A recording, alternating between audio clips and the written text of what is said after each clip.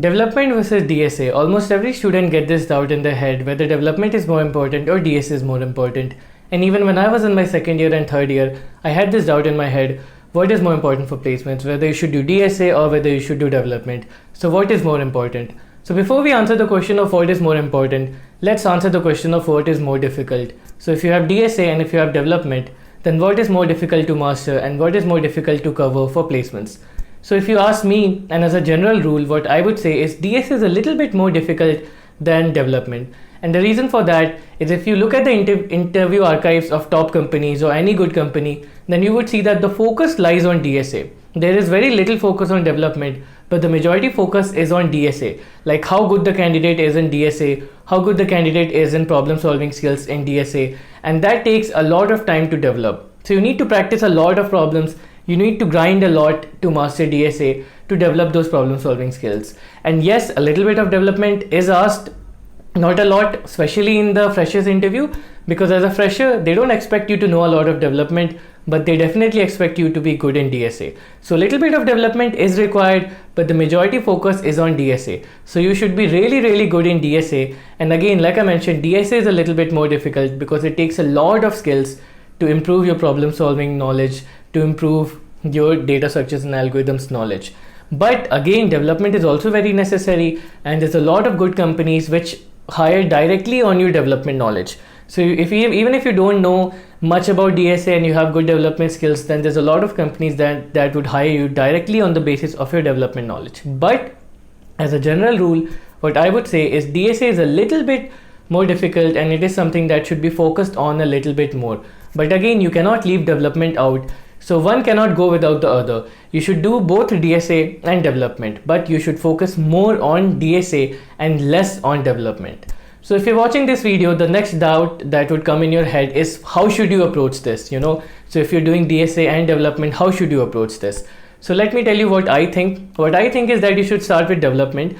So in development, pick any field, whatever you like. Either pick web development, pick Android development, pick machine learning, pick data science, whatever you like, pick any one field. And in that field, pick one project, okay?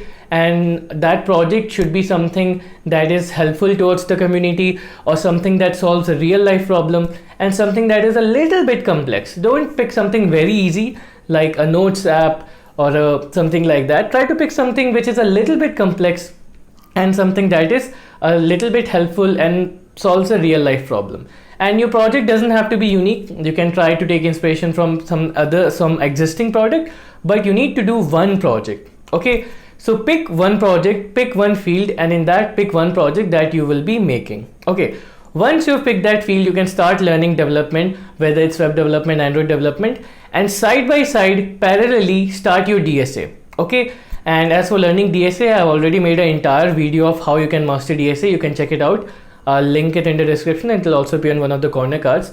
But again, to briefly summarize, for DSA, just learn one programming language, either Java or C++, and then learn the theory part of every data structure and algorithm, learn the implementation of every data structure and algorithm, and solve problems. So do this DSA and focus on this more. Okay, so DSA is something that you should focus on a lot more, and development is something that should be easy for you because it might be a little bit difficult. You might be getting stuck sometimes, but relatively what I would say is the project would be easier.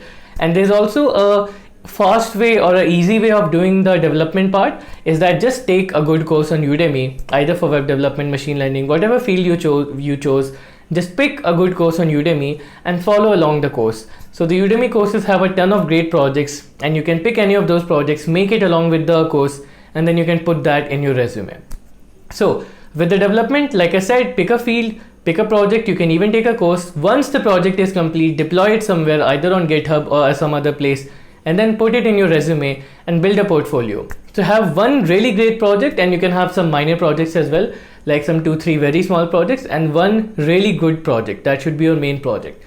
So make that, put it in your portfolio, put it in your resume, and your development part is fully done. But for DSA, you need to grind a lot more than you did for development. For DSA, you need to be very consistent, you need to be very hardworking, and you need to focus a lot on improving your problem solving skills. Okay, so focus more on DSA, do a little bit of development as well, but remember that the focus is on DSA. Okay, especially for freshers interviews, the focus lies mostly on the DSA. Okay, and again, if you want to know how you can prepare DSA completely, I've made an entire dedicated video on that. I'll link it in the description. You can go check it out and try to do both parallelly. Development will be done quickly. It should be done within 1 month or 2 months or 3 months at max. But DSA is something that can take up to 6 months or even a year to master. So do both of these things and focus well and prepare for your placements. Have confidence in yourself, and definitely you'll be able to crack the company that you want. So if there's any other doubts, leave it in the comments. I'll be sure to answer. And if you're new to the channel, then do subscribe. Thank you.